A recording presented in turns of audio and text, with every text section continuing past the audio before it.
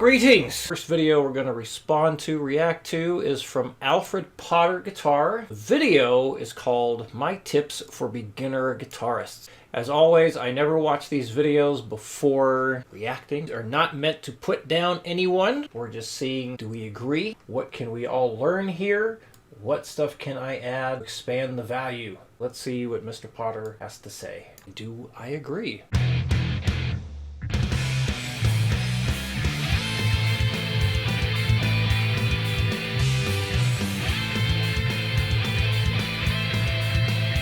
So today I thought I'd share some advice for beginners, or the kind of advice that I wish I'd had back when I was starting out. Number one, lower those strings. You see, too many students come to me complaining about their hands cramping up or a low top speed, poor legato, and 99 times out of 100, it's because their strings are too high. That's a good point. And that's something I remember my guitar teacher laughing at me about, because I kept trying to have high action on my guitar, and Alfred is very correct. You got high action, it's going to make it harder to play, especially if you're trying to play fast. So getting really low action can make playing fast, or just anything, much easier. The lower you go, the higher the risk of fret buzz. So I try and get a decent balance of just a tiny bit of fret buzz with the action being really low, so the strings being as close to the fretboard as possible. So his first tip, totally on board with that. Get action nice and low. There's a good reason for this. Why are strings high? Why is this a common problem with beginners? Well, it's because most guitar shops, music stores, they either can't be bothered or can't really invest the time or money going around every guitar in their showroom, giving each and every one of them a professional setup. And this is especially true for cheap beginner guitars. Now, on the one hand, I can understand that from a business perspective, but you can see how it might be a problem, how it just perpetuates and you get generation upon generation of young beginner guitarists starting out. And what are they going to buy? They're going to buy a cheap guitar, which isn't really set up properly, right? So yeah, take a look at your strings now and lower them, really. And if you can't do it yourself, get a professional to do it. Go to a luthier. But here's a word of warning. Most luthiers try to play it safe because they don't want people to come back with a complaint saying that the strings are buzzing. So really spell it out to your luthier when you go and see them. Say, I want my strings low. Okay, point number two, keep your practice broad. So, okay, imagine that you're just starting out, going to the gym for your first time. You're skin and bones, no muscle on you at all. You wouldn't just go in there and start doing a hyper-focused isolation workout for your rear delt, let's say. It's just absurd, it's ridiculous. You wouldn't know what a rear delt is probably, let alone how to target it in isolation. So when you start out at the gym, you try to pack on as much muscle as you can everywhere, and you do this with compound exercises. So, things like deadlift, squats, bench press, that's the kind of thing that you do, compound exercises. Now, this is the same for getting good at guitar. You need to work on everything. So alternate picking, economy picking, sweeping, legato, bends, slides, improvising, all those things, you need to do all of them. And by focusing on everything, you'll eventually get a feel for what you're good at, which doesn't really matter, and then what you're bad at. That brings me on to point number three. Practice what you're bad at. See, I wasted a lot of time when I was younger. When in my late teens, I was... All right, so this idea of having the broad practice, let's talk about that. And this is something I've wrestled with in teaching people. Like when I work with people, what I've been doing is like a very much a deep dive of everything and just going through as much detail as possible, just one thing after the next, in terms of different rhythm stuff, chord strumming. That includes single note playing, legato, things like that. So one concern I have, although certainly like the gym analogy, I do believe people can focus on too many things at once and then get nowhere. So having some sort of direction, it's like, well, what is it you're actually going to work on? That should be the main focus. And it sounds like he's about to say this because he's saying practice what you're bad at. So I suppose if you do the broad approach to figure out where your weak points are, then you can start targeting that. Because one concern I can see with people, most people I work with, have worked with, and still work with, if I gave them, all right, you got this chord pattern, you have a strumming pattern, you have the lead line you're supposed to work on, you have this legato thing to work on, and you have your finger tapping thing to work on, you have your sweep picking thing to work on, they're not going to get very far that week. I had to start scaling things back at one point in this whole teaching career, be more focused on like, all right, well, we're doing this. We're going to tackle the strumming stuff first, and then we'll get to the single note playing next, and then we'll get to the legato thing next. All while focusing on rhythm for the most part, meaning like making sure that your eighth notes are where they're supposed to be, how your 16th notes are spaced out properly, doing variations of all that stuff. And I think most people, when they start playing, they naturally gravitate towards just trying to do all kinds of stuff anyway. I think it's pretty rare, at least my experience, to come across anyone who is focused on just one specific thing the entire time and never do anything else. It's possible, sure. However, one student many years ago, he could sweep pick really well, but if you gave him just an old-fashioned AC/DC riff, he couldn't do it. He couldn't play basic chords to save his life, but he could sweep pick really well. I do think there's benefit to focusing on one or two things at a time, but trying to do everything all at once, I think it's going to overwhelm most people. That's just been my experience anyway. I would sit around all day playing riffs and licks that I could already play, and that's a waste of time. There's no value in doing that, besides just keeping it at a nice standard, maintaining it. Essentially every day I was just having fun playing guitar, and that's not how you get good at guitar. You get good at guitar through constantly being under stress, being under constantly increasing levels of discomfort and speed in terms of BPM on the metronome, and tackling your weaknesses. So make sure you're practicing what you're bad at. That is how you improve as a guitarist. And I wish I'd known that when I was starting out. So there you go. Number 4. One thing I always tell my students is, the goal I have with them is to always keep them just outside of their comfort zone. But yes, it's true. You have to have some level of stress, like he just said, in order to keep improving. Because if you're always comfortable, you're never going to get anywhere. There's nothing really wrong with staying in a place of comfort if you're satisfied. If you're happy with where you're at, that's fine. But if you're trying to grow, yes, you have to play things and learn things that you can't do very well right away. So you have a reason to adapt. You have a reason to grow. Pick slanting. When I started out, I just naturally started doing upward pick slanting. And I think there were 2 reasons for this. One was that I watched a lot of Vinnie Moore instructional videos. And as you may or may not know, he is mostly an upward pick slanter. So upward pick slanting, if you don't know what that means, it means when you're doing scale runs and such, you move to new strings after downstrokes. So you have a slight counterclockwise twist in your forearm to facilitate that. And yeah, so I was watching a lot of Vinnie Moore instructional videos. That was one reason I think I developed an upward pick slant. And the other was because I started my 3-note string scale runs on a downstroke. So when you're on the low E string, you go down, up, down. So that first string cross is done after a downstroke. So even to get that first string cross, I kind of just automatically, subconsciously figured out I had to use a counterclockwise twist. But for years and years, I would just play my scale runs with an upward pick slant. I was missing the other half of the formula, and I didn't know it. So I wish that I could go back and tell myself, learn 2-way pick slanting. You can't just do one all the time. You've got to use 2 as well if you want true scalar freedom. I'm just curious, like, how long ago was this put out? Oh, only 6 months ago. I wonder if he was aware of the 2-way pick slanting thing before cracking the code. As far as the whole 2-way pick slanting thing, or as Troy Grady and the Cracking the Code gang now refer to it, the upward or downward escape motions. Like, I developed the whole 2-way pick slanting thing simply by doing tons of metronome practice, playing all kinds of stuff with it, and just making sure the notes sound good, and then my hands just naturally started to do what it needed to do in order to play the notes. For some people, they get confused trying to learn the whole downward escape or upward escape motions, or 2-way pick slanting.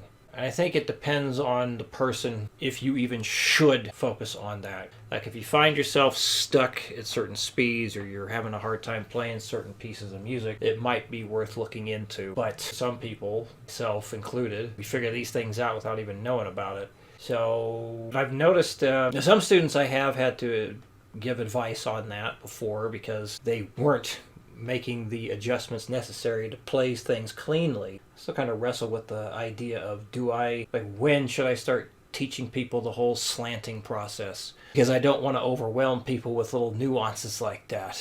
Sometimes it's necessary, not always. See if I can remember it all. Yeah, the next one is to jam regularly. You see, jamming really is a use it or lose it kind of thing. You've got to keep it trained or you'll lose it. It's like spinning the plate on a stick, right? It'll balance itself for a bit, but you need to keep spinning it or else it'll topple and then eventually fall to the floor and shatter. That's what your jamming and creative improv skills are like. I remember years ago, I went to a party and there was a guitar there.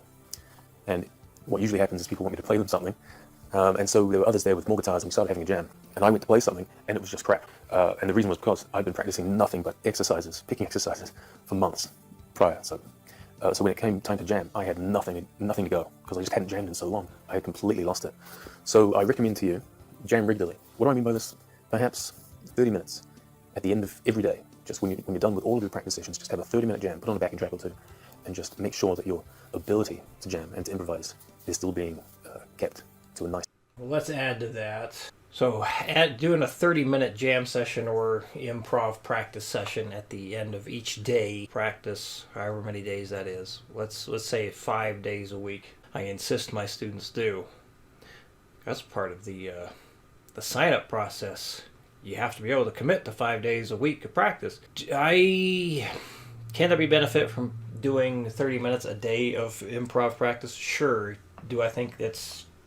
I don't think it's necessary to do that much. 5 or 10 minutes would be plenty if you're doing it consistently, especially when you take schedules into consideration. Because most of the people I work with are adults. It's very rare I have a teenager, let alone a kid anymore. Pretty much all working adults. A lot of them have families. So to expect these people to add an additional 30 minutes on top of their practice session already just to improv, I think that would be overkill for a lot of people. If you're having fun with it, then of course 30 minutes would be no problem. But just to maintain stuff, I think for most people, doing like 5 to 10 minutes a day would be plenty. 5 to 10 minutes a day of improv practice, 5 days a week, plenty, and you'll be okay. Again, just my take on things. Not saying he's wrong, but not saying he's right either. I'm not saying I'm right. What? Anyway, let's continue. Finally, record. Yeah, start recording now. Don't wait to start recording tracks. Get started right now. I know that when I was younger, I kind of put it off. I kind of procrastinated. I wanted to wait until I was a better guitarist before I started recording tracks. I wanted to wait until I got a bit more familiar with the recording program. I use Ableton. I wanted to wait until I understood mixing and mastering and sound production and EQ and all those things. When really what I should have been doing is just getting stuck in. And I think that if you are a beginner or an intermediate player and you're not recording yet, and perhaps you're waiting like I was, just forget about that and get started. Unfortunately, you do have to realize that for the first few... So I think it's a good idea to record stuff too. In fact, I've had some students record their performances so they can watch back, hear how it sounds, see what it looks like. If you can record yourself and play it back and you can kind of hear and see the way things are lined up, it can be very, very helpful. Now, you do have to have some knowledge of recording software, but there's so many tutorials out there to help you with that. And there's a lot of very affordable things, such as Reaper. I think that's the most affordable digital audio workstation software out there. And there's plenty of $100 interfaces that you can start recording with. It's probably stuff cheaper than that now. Of course, you get what you pay for. If you spend very little, it's not going to be the greatest thing, but eventually you can upgrade your hardware so you can get better recordings. But yeah, recording stuff, and like if you learn how to use the grid in your DAW or your recording software, and like maybe have a drum track set up and whatnot so you can see where all your 16th notes are or your 8th notes, and then even like program a MIDI track of what it is you're trying to play so you can hear the MIDI track and try and line your guitar playing up with that and just see how accurate you actually are. Because when you start to record, it can be a very humbling experience. It certainly was for me when I recorded the guitars for an album called Imperial Progeny, a band I used to be in called Infinity. The guy, Nico, wrote most of the stuff, who started the project. He had very good rhythm. He had good timing.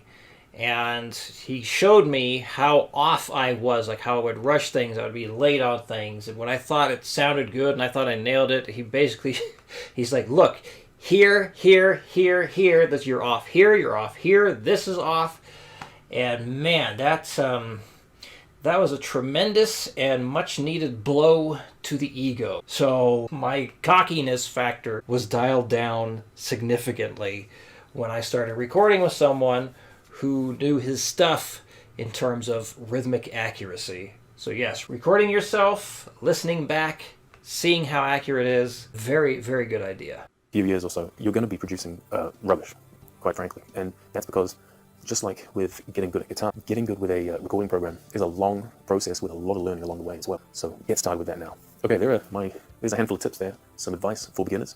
or advice that I'd give myself if I could go back in time and give younger me a helping hand. I hope this was helpful. If you finally want to master sweep picking once and for all, it's time to get my video course, Sweep Picking Master. Learn all the technical fundamentals with custom animations, explanations, and work your way through shapes and licks for 2, 3, 4, 5, and 6 string sweeping. Undergo creativity training to really make these sweeps your own and to break away from those repetitive up and down sweeps. Learn how to get faster and at the same time develop your articulation, synchronization, and overall timing. And work through a collection of full production sweep arpeggio passages with backing tracks and tabs. So go get Sweep Picking Master right now. It's available at metalmastermind.com.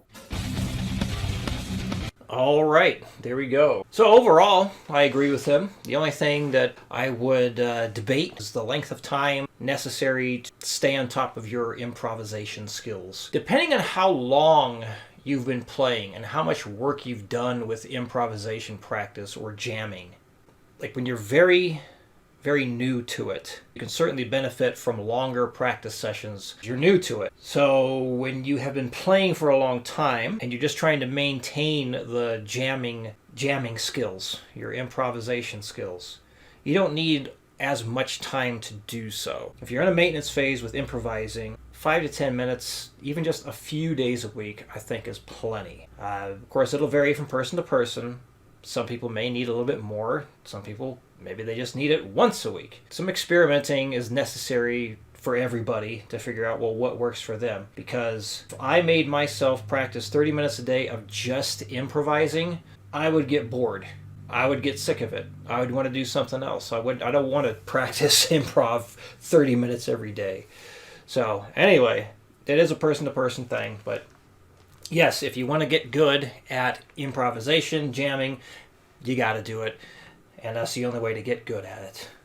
And the same thing with recording, as he said. If you want to get good at recording and writing your own music, you just have to do it and do it again and again and again. One thing I like to do, I've talked about, let's take a song that's not very metal at all and turn it into a metal song. Like basically rip it off, change things to make it that. Or take a metal song that you really like and just kind of change things enough to kind of make it your own. So that's something we're going to do eventually on this channel. Take something like an Iron Maiden song, like The Trooper, and use like the same rhythmic structure for most of the stuff, but just tweak things around to show that you can make your own stuff by taking what other people have done, just changing it. I mean, that's basically what songwriting is anyway. It's very difficult to be 100% original because, I mean, we're just playing the same 12 notes all the time. So coming up with something 100% original, yeah, good luck.